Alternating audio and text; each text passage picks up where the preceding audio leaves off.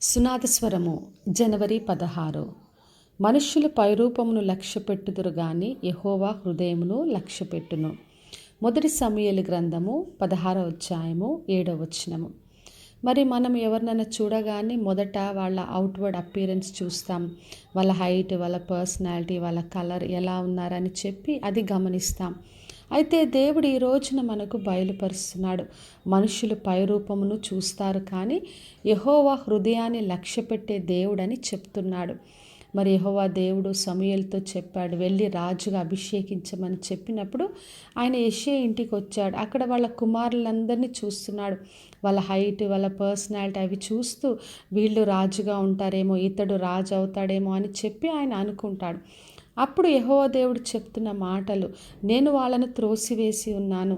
మనుషులు పైరూపం చూస్తారు కానీ నేను హృదయాన్ని చూస్తానని చెప్పి తర్వాత గొర్రెల కాపరిగా ఉన్న దావీదుని పిలిపించి కోరుకొని ఆయనను రాజుగా అభిషేకించాడు. మరి దేవుడు మన హృదయాన్ని చూసే దేవుడు. మన హృదయ స్థితిని బట్టి మనం ఆయన యందు ఎంతగా మనం ఆనందిస్తామో, ఎంతగా దేవునికి విధేయత చూపిస్తామో, విశ్వాసం ఉంచుతామో దాన్ని బట్టి మనల్ని కోరుకొని దీవించే దేవుడు.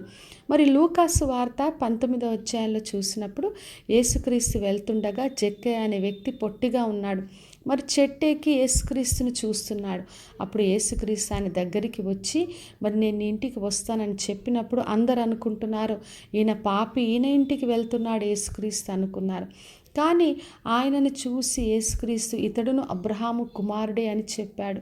మరి ప్రజలందరూ చూస్తున్నది వేరుగా ఉంది, ఆయనను పాపిగా చూస్తున్నారు. కానీ యేసుక్రీస్తు ఆయన ఆశను, యేసుక్రీస్తు వైపు రావడానికి ఆయన చేస్తున్న ప్రయత్నాన్ని చూసి ఆయన హృదయాన్ని బట్టి అబ్రహాము కుమారుడుగా పిలిచాడు.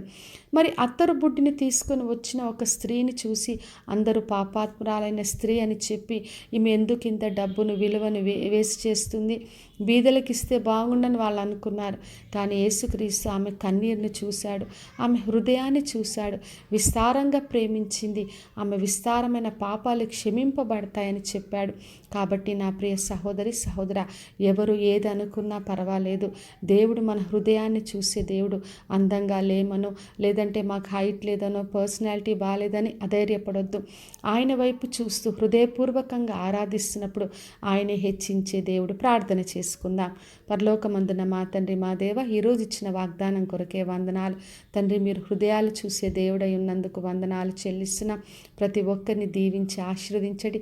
హృదయపూర్వకంగా మీ యందు విధేయత, విశ్వాసం ఉంచే కృప అందరికీ అనుగ్రహించమని యేసు నామములో అడిగి వేడుకొంచున్నాను తండ్రి, ఆమెన్. ఈ శుభవచనము వినిచున్న ప్రతి ఒక్కరి జీవితంలో నెరవేర్చబడునుగాక. నేను మీ ప్రియ సహోదరి మంజులా చరణ్.